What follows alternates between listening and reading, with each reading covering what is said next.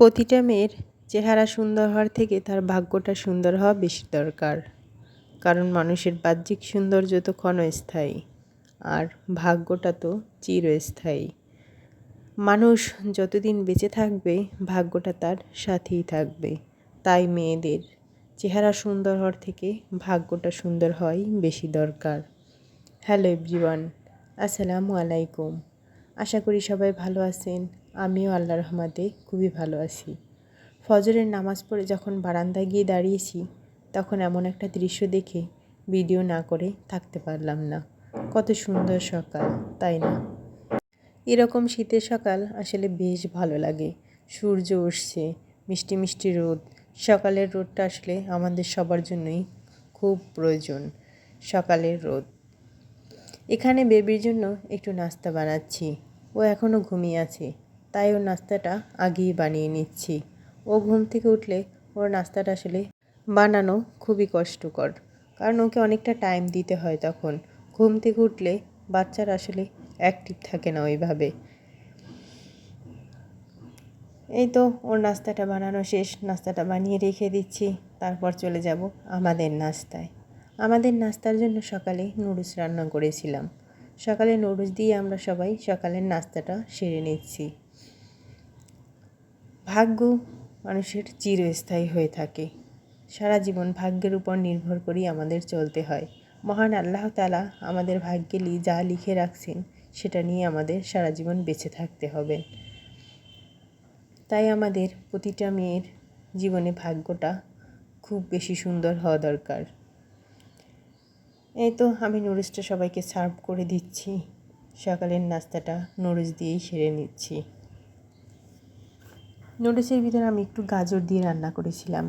গাজর দিয়ে নুডলস রান্না করলে বেশ ভালো লাগে খেতে। কালারটাও সুন্দর আসে, দেখতেও মাশাআল্লাহ খুব সুন্দর হয়। জানি না কোন কোন আপু এবং ভাইয়া এখন পর্যন্ত আমার ভিডিওটা দেখছেন। যদি কোনো আপু এবং ভাইয়া আমার ভিডিওটা দেখে থাকেন, প্লিজ একটা লাইক একটা কমেন্ট করে দিবেন। আপনার একটা লাইক একটা কমেন্টই আমাকে একটু সামনের দিকে এগিয়ে নিয়ে যেতে সাহায্য করবে।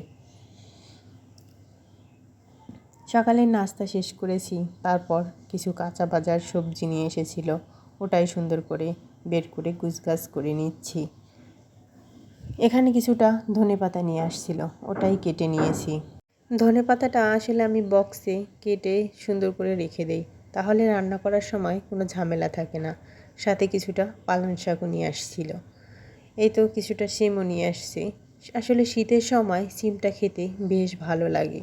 শীতের সময় সবজিগুলো আসলে খুবই মজা হয়, দেখতেও সুন্দর, খেতেও মজা। সাথে টমেটো ছিল, করলা ছিল। করলা ভাজিটা আমার কাছে বেশ ভালো লাগে। এখানে কিছু কাঁচামরিচও নিয়ে আসছি। দেখুন তো কাঁচামরিচগুলো দেখতে কত সুন্দর, তাই না? আপনাদের কার কার হাজব্যান্ড এরকম করে, একদিনে 3 থেকে 4 আইটেমের শাক নিয়ে আসে? আমার হাজব্যান্ড তো মাঝে মধ্যে এরকম করে। উনি আজকে 4 রকমের শাক নিয়ে আসছেন। লাল শাক, পালং শাক, সাথে মূলার সাথেও শাক ছিল। পুঁই শাকও নিয়ে আসছিল সাথে, ওটা আমি ভিডিও করতেই ভুলে গেছি। মূলা শাকটা রোদের কারণে একটু নেতিয়ে গেছে। ওটাও খুব সুন্দর ছিল। মূলার সাথে বড় বড় একটা শাক ছিল। মূলাগুলো দেখতে বেশ ভালো লাগছিল। উনি মাঝে মধ্যেই এরকম করেন, কারণ ওনার শাক পছন্দ। তাই উনি মাঝে মধ্যে এরকম অনেকগুলো শাক নিয়ে আসেন। আসলে শাকটা তাজা তাজা খেতেই ভালো লাগে। এই তো বাজারটা গুছিয়ে তারপর চলে এলাম দুপুরের রান্নায়। দুপুরের রান্নার জন্য আমি গরুর মাংস নিয়েছিলাম।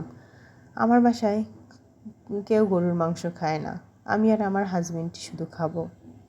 তাই এখানে আমি খুবই অল্প পরিমাণের গরুর মাংস নিয়েছি। আমার শ্বশুর শাশুড়ি ওনারা গরুর মাংস খান না, আমরা দুজন খাবো।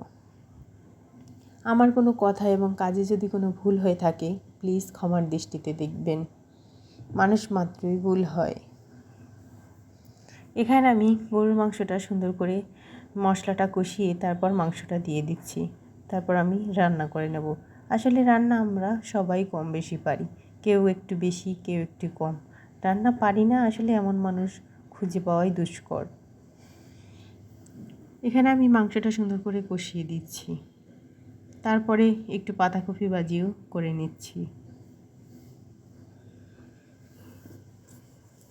শীতের সময় আসলে সব সবজি খেতে খুব ভালো লাগে।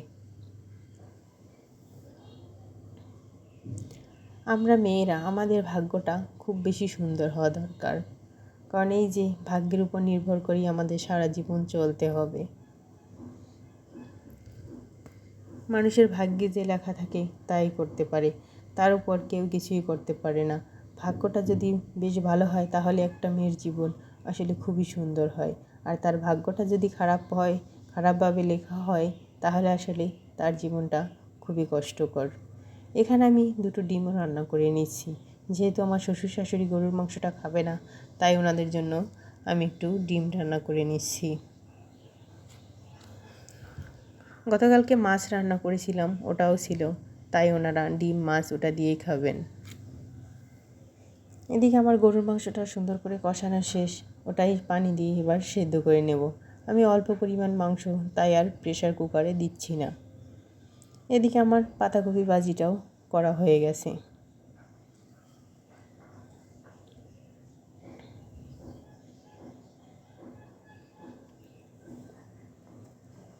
মেয়েদের জীবন বড়ই অদ্ভুত, কে সুখে থাকে কে ভালো থাকে এটা আসলে আমরা কেউই বলতে পারি না।